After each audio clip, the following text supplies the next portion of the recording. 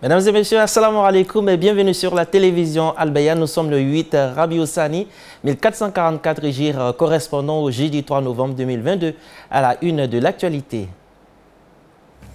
La plateforme des structures islamiques d'éducation PCE présente le nouveau manuel scolaire en langue arabe. Au total, 16 manuels du niveau CEP au CE ont été élaborés selon l'approche par compétence. Inauguration à Abidjan du siège de Intelsia, un groupe marocain spécialisé dans la digitalisation du service. La ministre Belmondo Dogo a félicité l'excellence des relations entre la Côte d'Ivoire et le Maroc à travers la création d'emplois pour les jeunes.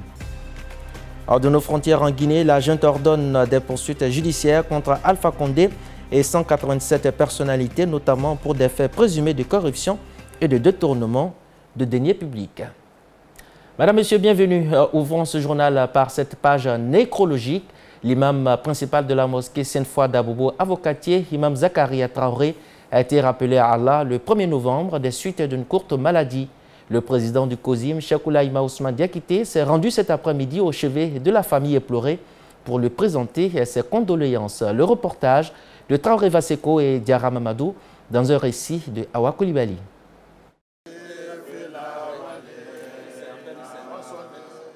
C'est accompagné d'une forte délégation que le président du COSIM, Cheikhoul Aïma Ousmane Diakité, s'est rendu chez Imam Zakaria Traoré afin de présenter les condoléances les plus attristées de la communauté musulmane à la famille du défunt imam.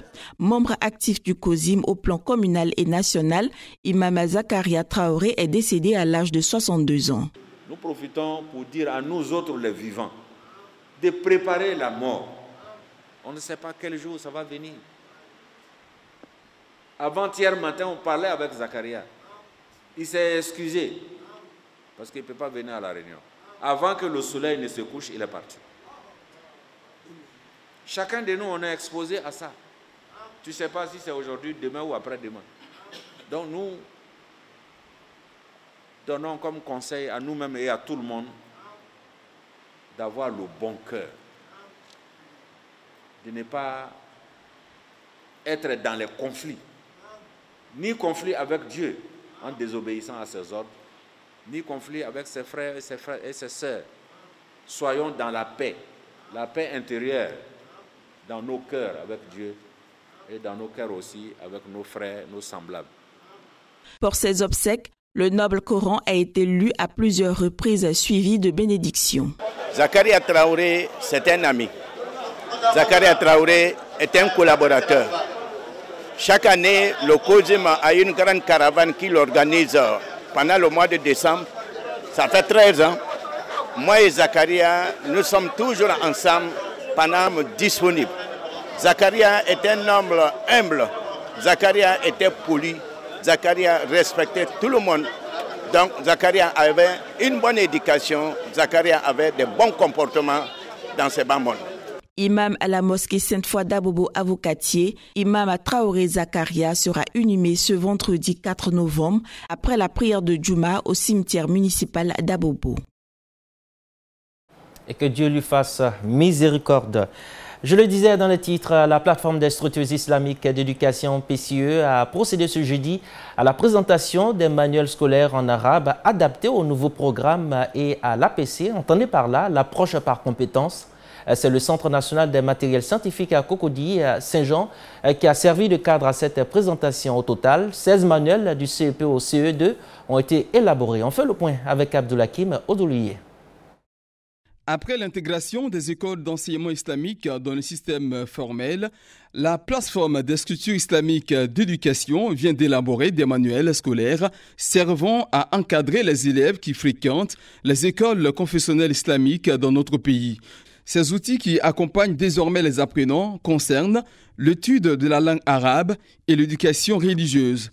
L'imam Badrali est le directeur exécutif de la plateforme des structures islamiques d'éducation. Aujourd'hui, nous avons osé. C'est désormais chose faite. Dieu merci. Nous avons sollicité les membres de la plateforme, sans exception, d'écrire des manuels qui pourront permettre aux structures islamiques d'éducation non seulement d'être toujours au rendez-vous quant à l'enseignement du programme officiel de l'État, mais elles seront au rendez-vous encore quant à l'enseignement du programme islamique et la langue arabe. Représentant la direction de l'éducation non formelle dans notre pays, M. Sobogo Bernard a dit tout l'intérêt qu'accorde l'État de Côte d'Ivoire à l'éducation des apprenants de notre pays et en a profité pour saluer l'effort consenti par la plateforme. Dieu merci, avec tant de travail, on a pu aboutir à l'élaboration de ces manuels. Et je pense que ces manuels-là vont beaucoup aider ces enfants qui sont dans les structures islamiques d'éducation pour vraiment leur apprentissage. Parce qu'il faut reconnaître que la Côte d'Ivoire a décidé pour l'éducation des enfants que tout le monde soit conforme aux normes nationales. L'imam Aboubakar Konaté venu apporter le message du guide de la communauté musulmane nationale, le Cheikh Aïma Ousmane Diakité, n'en dira pas moins. Alhamdulillah, aujourd'hui, quand on voit les livres qui sont confectionnés par les Ivoiriens, ce n'est pas des Arabes qui ont écrit ça, hein. Ce sont les Ivoiriens qui ont écrit ces livres-là. Mais quand tu lis dans les livres, tu vois que ça rime avec la société ivoirienne. Pour rappel, ces manuels scolaires ont été élaborés et mis à la disposition des apprenants en commun accord avec les membres de la plateforme d'Institut islamique d'éducation. Deuxième titre de ce journal, la ministre de la Solidarité et de la lutte contre la pauvreté a procédé ce matin à Cocody à l'inauguration du siège de Intelsia, un groupe marocain spécialisé dans la digitalisation de services. Miss Belmondo Dogo a félicité l'excellence des relations entre la Côte d'Ivoire et le Maroc à travers la création d'emplois. Le reportage d'Abdoulaye Modoulier. C'est par cette coupure de ruban que la ministre Belmondo Dogo ouvre officiellement le siège abidjanais du groupe Intelsia. Il s'agit du plus grand siège de l'entreprise marocaine en Afrique subsaharienne avec 1500 employés. Chaque jour, ces derniers s'attellent à répondre aux préoccupations des clients à travers le monde. D'ailleurs, les perspectives s'annoncent bonnes. Donc aujourd'hui, le site d'Abidjan va monter à 2000 collaborateurs. Horizon 2023, donc cette visibilité nous l'avons, et ensuite le développement en fonction de la confiance que nous donnerons nos clients sur un certain nombre d'activités, on pourra développer la Côte d'Ivoire. Deuxième, concernant nos activités, aujourd'hui les activités que nous avons ici sont diverses. Nous avons des activités de service client, c'est-à-dire des gens qui vont répondre à des clients, qui vont demander une information sur leur facture. Donc ça c'est la partie service client qui est standard. Nous avons également des activités sur le support technique. Donc nous avons aujourd'hui ici des techniciens, des gens qui vont répondre à des problématiques techniques qu'ont certains clients en Europe. Nous avons également des activités de vente et de rétention. Donc c'est des activités, on a des activités assez diverses et on a lancé même ici des activités d'ingénierie. Présent à Abidjan depuis 5 ans, Intelsia est le fruit de la coopération sud-sud entre la Côte d'Ivoire et le Royaume du Maroc. On est très heureux de voir ces projets marocains voir le jour, se développer dans ce pays d'ébionnie, cette Côte d'Ivoire pleine de potentiel, dont la jeunesse est très bien formée, on l'a souligné tout à l'heure, et qui permet une évolution constante des investissements marocains en Côte d'Ivoire. Donc ces investissements n'auraient pas pu avoir lieu sans l'impulsion majeure qu'a donnée Sa Majesté le Roi Mohamed VI lors de ses premières visites en Côte d'Ivoire, après l'avènement de son Excellence le Président Alassane Ouattara. Aujourd'hui, quelle belle illustration. L'ambition et la volonté d'Intelsia d'offrir davantage d'opportunités d'emploi à la jeunesse ivoirienne s'inscrivent-elles dans la droite ligne de la vision 2030 de son Excellence, Monsieur le Président de la République Alassane Ouattara, qui met l'accent sur le rôle central du secteur privé dans la création de richesses de 8 millions d'emplois voulus par les jeunes. À l'horizon 2025, le groupe marocain The Outsourcing ambitionne de réaliser un chiffre d'affaires de 1,5 milliard d'euros à travers le monde. Un tour dans le monde agricole, la 8e édition des Journées nationales du cacao et du chocolat, JNCC, s'est tenue du 30 septembre au 2 octobre dernier. Retour sur cet événement d'envergure nationale où les acteurs de la filière cacao ont montré leur savoir-faire en matière de transformation locale des produits dérivés de leur brun. Le reportage de Mariam Doucouré, Abdoulaye Modoulier et Koïta Makalou. Ils sont venus nombreux prendre part à cet événement pour ce premier tour de stand. C'est Tafissa, une jeune entreprise basée à San Pedro qui ouvre le bal. Au Prisca commercial dans la dite entreprise nous explique comment, à partir du cacao, ils obtiennent des produits finis. Nous acheminons les produits à Abidjan en produits semi-finis. Donc, arrivé ici, nous avons le produit semi-fini. Tafissa 100% cacao, naturel pour les personnes adultes qui ne consomment pas de sucre. Nous avons le 3 en 1. Le cacao, c'est l'instantané. Le sucre, le cacao et le lait. Nous avons ici un nouveau produit, le sucre et le cacao. Chez Caché, c'est la noix de cajou qui est beaucoup plus utilisée pour confectionner les produits contenant du cacao. Dans Makashi, on fait la transformation du cajou. Dans toutes les saveurs, on a du cajou au chocolat.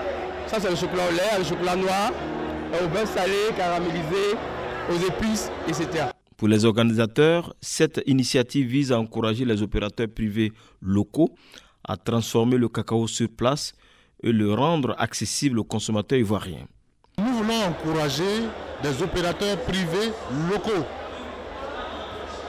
à faire des produits finis et qui seront accessibles aux consommateurs ivoiriens. Donc on a deux problèmes. On veut transformer notre cacao pour avoir une plus grande value. Et puis on veut également faire en sorte que le produit soit accessible aux consommateurs ivoiriens.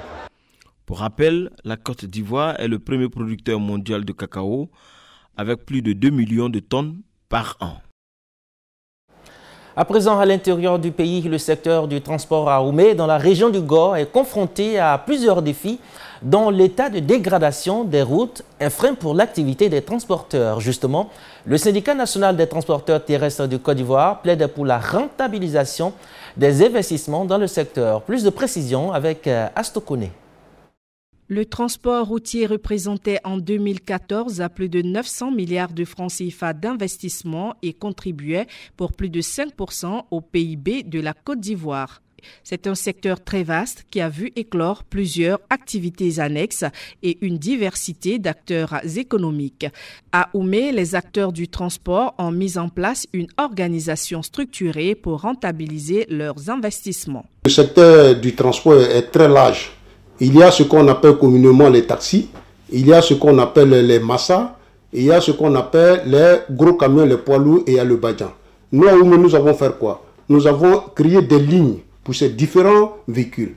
Les massas ne font que Gagnoua, Oumé, Yamsoukro, Boaké, Oumé, Divo. Et quant à les badjans, ils vont dans les villages. Les villages, puisqu'il y a des routes qui ne sont pas bitumées à Oumé, telles que l'axe Doukouya, Oumé, c'est 15 km, mais tu peux pratiquement faire 1 heure de temps avant d'arriver à Doukouya. Parce que la route n'est pas bitumée, c'est gâté. Mais les massas ne peuvent pas le faire. C'est le badjan, vous savez que le badjan est très solide, le badjan fait ces véhicules-là. Et quand, en ce qui concerne les taxis font la ville et d'autres font la commune. Donc voilà comment nous avons organisé les transporteurs pour que chacun gagne son petit pain à manger. Les efforts du gouvernement pour la construction d'un réseau routier moderne sont à saluer. Cependant, certains axes routiers restent impraticables. Mais notre vrai problème à Oumé, c'est l'axe Oumé-Saint-Fra. Ça, il faut dire que Oumé-Saint-Fra, ça fait 60 km. Les 60 km, quand tu quittes Oumé à 7 h, tu rentres à Saint-Fra à 14 h, ou soit souvent même à 16 h. Puisque la route même, il est impraticable. Au jour d'aujourd'hui, quand il pleut sur l'axe Oumé-Saint-Fra, il n'y a pas de départ. Il n'y a pas de départ parce que les ponts sont coupés. Et quand c'est comme ça, les risques sont trop. L'appel que nous allons lancer à l'État, c'est vrai, d'autres ont tendance à dire qu'on ne mange pas le goudron. Mais le goudron, c'est le développement. Le goudron, c'est le premier pilier même du développement. Parce que quand il n'y a pas de route pour arriver chez toi dans ton village, c'est comme si tu n'existais pas. Donc nous lançons un appel à l'État de Côte d'Ivoire de toujours penser à nous. On sait que le président fait trop, il a toujours fait. C'est le champion d'Afrique. Selon les données de l'AGEROUTE, le secteur du transport routier emploie des milliers de personnes et en nourrit beaucoup plus indirectement. Près de 114 000 véhicules assurent le transport des marchandises et des voyageurs en Côte d'Ivoire, soit 90% des échanges dans le domaine des transports marchands. Autre point de l'actualité, l'Union de la jeunesse communale de Koumassi a un nouveau président. Touré Siaka Mandjou a été investi le 29 octobre dernier en présence des cadres et des chefs coutumiers de la commune. Il aura pour mission principale de renforcer la paix et la cohésion sociale entre les différentes communautés de Koumassi. Astoukone. C'est dans une ambiance festive que la jeunesse de Koumassi a investi son nouveau président en la personne de Touré Siaka Mandjou. Il a reçu sa feuille de route des mains de cadres et élus locaux de la commune. Les premiers mots du président fraîchement élu sont de trouver des solutions immédiates aux différents maux qui secouent la jeunesse de Koumassi. Il est évident que si les préalables de paix et de cohésion sont posés, les actions de développement porteront davantage des fruits. Nous soutiendrons donc toutes les initiatives pouvant contribuer au bien-être de la jeunesse et au développement socio-économique de notre commune. C'est le moment d'indiquer que sous notre présence, la jeunesse de Koumassi se dotera d'un plan stratégique et opérationnel dont les actions prioritaires permettront d'induire des changements qualitatifs au sein de la dite jeunesse. Au cours de la cérémonie d'investiture, le tout nouveau président a présenté les membres de son bureau. L'Union des jeunes de Koumassi, UJEC, s'est fixée comme mission de renforcer les capacités des jeunes de la commune. À présent, l'actualité hors de nos frontières. Nous irons en Guinée-Conakry, en Éthiopie, au Soudan du Sud et en Tanzanie. C'est dans le 60 secondes de la VOA, notre partenaire. La junte au pouvoir en Guinée a ordonné jeudi d'engager des poursuites judiciaires contre l'ex-président Alpha Condé, qu'elle a renversé par un coup d'État en 2021, et plus de 180 hauts cadres ou ex-ministres, notamment pour des faits présumés de corruption, selon une lettre publique du ministre de la Justice adressée aux procureurs généraux. En Éthiopie, le Premier ministre Abiy Ahmed a affirmé jeudi avoir obtenu 100% de ce que son gouvernement réclamait dans l'accord signé à Pretoria sous l'égide de l'Union africaine mercredi avec les autorités rebelles de la région du Tigré pour mettre fin à 2 ans de conflit dans le nord de l'Éthiopie. Au Soudan du Sud, près de 8 millions de personnes, soit les 2 tiers de la population, sont menacées d'insécurité alimentaire et de famine, a averti l'ONU dans un rapport publié jeudi. En Tanzanie, plusieurs incendies qui durent depuis 2 semaines continuent de s'étendre sur le mont Kilimandjaro, a annoncé jeudi le Premier ministre, alors que des centaines de policiers et de volontaires sont mobilisés pour circonscrire les feux. Et voilà, c'est la fin de cette édition. Merci de votre aimable attention. Je vous retrouve demain, Inch'Allah, pour une nouvelle session d'information sur la télévision Al Bayan. Wassalamu alaikum wa rahmatullahi wa barakatuh.